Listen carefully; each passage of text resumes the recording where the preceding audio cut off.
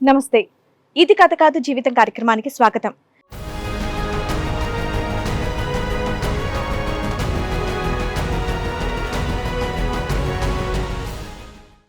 Marriage అయ్యి 13 years అయిందండి. మేనమామ అండి, మా మమ్మీ వాళ్ళ తమ్ముడే. మా హస్బెండ్కి ఇప్పుడు 45 అండి. 45 నీకంటే 15 years పెద్ద అతను. పెద్దండి.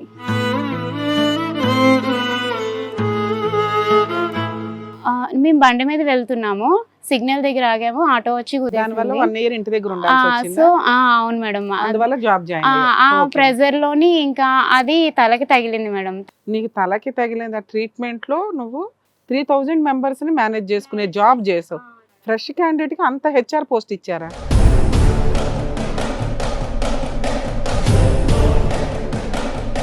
పెళ్ళయిన వెంటనే నేను జాబ్ జాయిన్ అయ్యానండి, ఈ పరిస్థితుల వల్ల కాపురానికి వెళ్ళలేదు అన్నావు. మళ్ళీ వెంటనే 1 week లో మేము కాపురానికి వెళ్ళామండి బెంగళూరు అంట. మీరు జాబ్ చేసింది ఎక్కడ?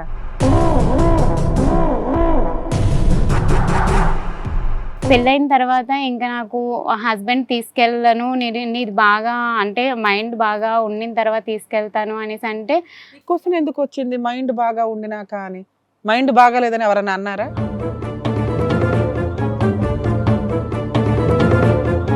తలకి దెబ్బ తగిలిన తర్వాత కాన్షియస్ లో ఉన్నావా, స్పృహలోనే ఉన్నావా? స్పృహలోనే ఉన్నాను సార్. అది 1 day మాత్రం స్పృహలో లేను సార్.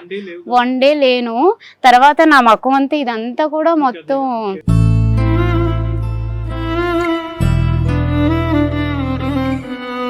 తర్వాత మెమరీ అంతా రీగైన్ అయిందమ్మా. తర్వాత నా మ్యారేజ్ అవ్వడం కూడా నేను మర్చిపోయాను అనమాట. నీ భర్త గుర్తున్నాడా? భర్త పేరు అవన్నీ గుర్తున్నాయి, అతను ఎక్కడ పని చేస్తున్నాడు అంతా గుర్తుంది. ఒక రోజు అయితే కనుక స్పృహలో లేవు. లేను సార్.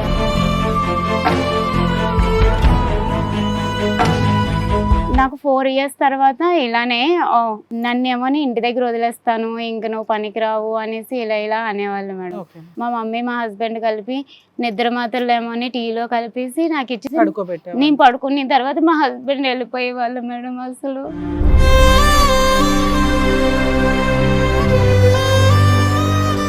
ఆల్రెడీ మెంటల్గా అప్సెట్ ఉన్నది అని చెప్పేసి ఇంక మా ఆయన దాన్ని అడ్వాంటేజ్గా తీసుకొని వేరే వాళ్ళతో రిలేషన్లో ఉండడం.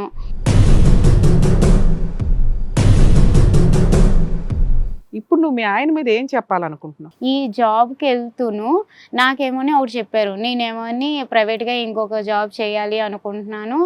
ఏం జాబ్ అట? అడల్టరీ సెక్స్ జాబ్ కిందేమోని జాయిన్ అయ్యారు మేడం. ఏంటమ్మా?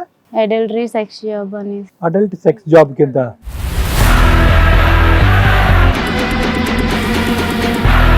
మేల్ సెక్స్ జాబ్ కింద, మేల్ ప్రాస్టిట్యూట్ కింద? అవును, నేను ఇదే చేస్తున్నా, నాకు డబ్బులు కావాలి, నువ్వు 2 కోట్లు తెచ్చి నీ దగ్గరే ఉంటాను అనేసి అంటున్నారు సార్. మీ ఆయనకి శాలరీ ఎంత వస్తుందో తెలుసా? వస్తుంది కదా, అన్ని లక్షలు వచ్చేవాడు మేల్ ప్రాస్టిట్యూట్ బిజినెస్ చేయాల్సిన అవసరం ఏముందమ్మా?